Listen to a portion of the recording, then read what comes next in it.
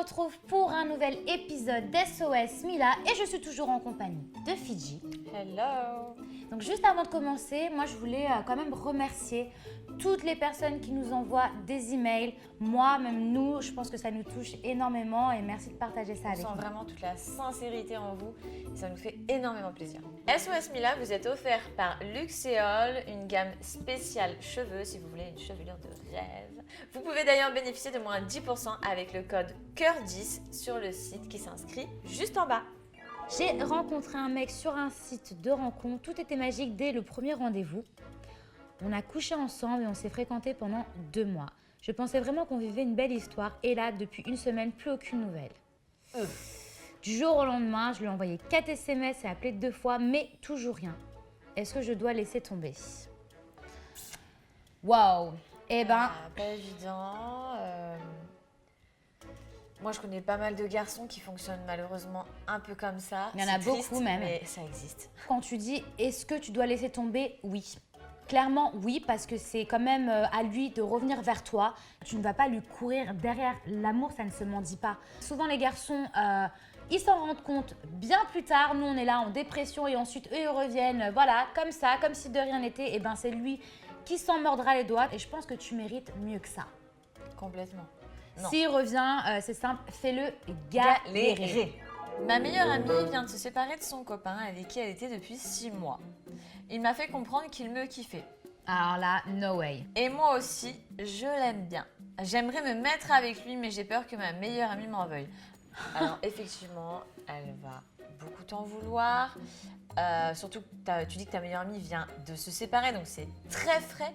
Et là, clairement, toi, dans ta tête, t'es déjà prête à te mettre en couple avec son ex qu'elle a dû aimer. Qu'est-ce qui est plus important, perdre sa meilleure amie ou s'engager dans une relation avec quelqu'un avec qui on ne sait même pas si ça va marcher? Mets-toi juste à la place de ton ami 2 secondes, t'aimerais pas qu'on te fasse la même chose.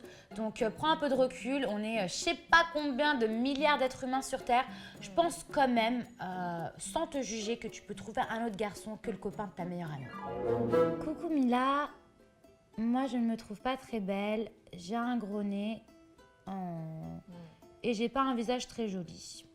J'aime un gars au lycée, sauf que j'ose pas aller lui parler parce qu'à chaque fois qu'il me regarde, je l'imagine énumérer tous mes défauts.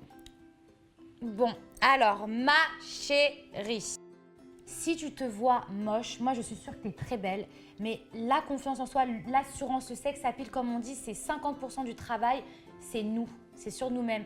On a moins envie d'aller vers quelqu'un qui est renfermé, qui se sent pas bien, que quelqu'un qui pue l'amour, qui pue la joie, qui se sent bien dans sa peau. Déjà, il te regarde. Non mais alors les mecs... Parce qu'on comprend et tu penses qu'il énumère tes défauts.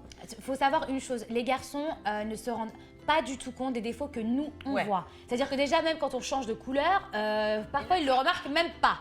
Donc ton bouton, tes trucs, c'est des choses auxquelles les garçons ne font même pas attention. Ne pense pas que t'es pas jolie, ne pense pas et ne te mets pas de barrière par rapport à ça parce que je suis sûre que ce soit lui ou un autre, un garçon t'aimera pour ce que tu es et trouvera tes défauts en qualité. Je suis avec ma copine depuis 3 ans et je l'aime. Mais je ne supporte plus sa jalousie. Aïe. Au début, je trouvais ça mignon et ça ne me dérangeait pas qu'elle fouille dans mon portable. Mais depuis 3 ans, rien n'a changé. Et maintenant, je trouve ça lourd. Bah, tu m'étonnes. Je pense qu'elle devrait faire un travail sur elle-même parce que lui, clairement, il peut rien faire. Il la laisse carrément checker son téléphone. Enfin, lui, c'est pas de sa faute et elle non plus, c'est pas de sa faute. Parce que je pense que c'est quelque chose du passé qui fait qu'elle n'a pas confiance en elle. Soit le fait de voir cette vidéo, ça fera un déclic. Soit peut-être aller voir quelqu'un pour mieux la conseiller parce que nous, je pense pas qu'on soit en mesure de rentrer dans quelque chose aussi profond. Ouais, il faudrait qu'elle arrive à avoir confiance en toi un minimum pour commencer au moins. Malheureusement, c'est déjà la fin, mais on se retrouve demain pour de nouveaux messages, plein de nouvelles questions et on vous attend avec impatience. Retrouvez-nous sur nonstopreality.fr et à bientôt.